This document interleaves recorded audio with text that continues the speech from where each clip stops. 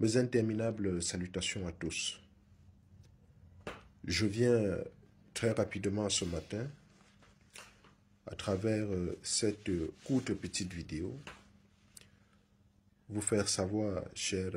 camarades combattants, qu'il est plus que jamais important de rester vigilant et de maintenir la flamme du combat allumée au regard de la gravité des événements qui se déroulent autour de nous. Voyez-vous, le soutien au terrorisme international, je parle bien là du soutien ouvert au terrorisme international par l'Ukraine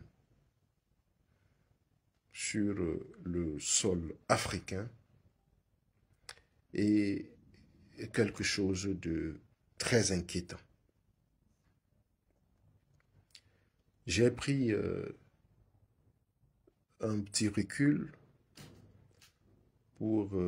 mener un certain nombre de réflexions sur le plan sécuritaire, politique et même géopolitique de l'implication et du soutien de l'Ukraine au terrorisme international. Et je suis arrivé à la conclusion selon laquelle c'est un phénomène qui semble banal, mais dont les implications ou l'impact de ce soutien du terrorisme international par ce pays qu'on appelle l'Ukraine pourront avoir des conséquences on ne peut plus dangereuses pour nos pays africains et notamment pour le Sahel,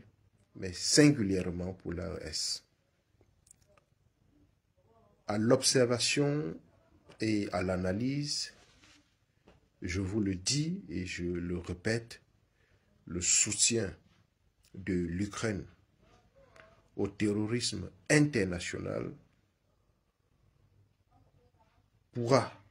si rien n'est fait, avoir des conséquences on ne peut plus dangereuses sur la stabilité et la sécurité des pays africains, des pays sahéliens et plus singulièrement des pays de l'AES. Il faut le noter. C'est la raison pour laquelle j'ai décidé ce matin de faire cette vidéo. D'abord pour saluer la solidarité agissante qui s'est manifestée depuis le début de cette crise ou de ce soutien de l'Ukraine au terrorisme international à travers ce que vous avez vu à Tinzaouaten, à travers ce que nous sommes en train de voir en République centrafricaine, où ils soutiennent les groupes rebelles de la CPC et bien d'autres, à travers ce que nous voyons au Burkina, parce qu'il faut dire que tout cela est le fruit de quelque chose de savamment pensé par les officines occidentales, notamment l'OTAN, les États-Unis, la France et toutes les puissances que vous savez, pour effectivement mettre en difficulté ces États-là qui ont décidé de manière souveraine de travailler avec un partenaire qu'ils n'aiment malheureusement pas. Et donc, encore une fois, les conséquences de tout ce qui se passe là pourront, si rien n'est fait, être vraiment désavantageux pour l'Afrique, pour le Sahel et singulièrement pour l'AES. Donc, je disais que je salue la solidarité qui s'est manifestée depuis le début de cette affaire au niveau de l'AES,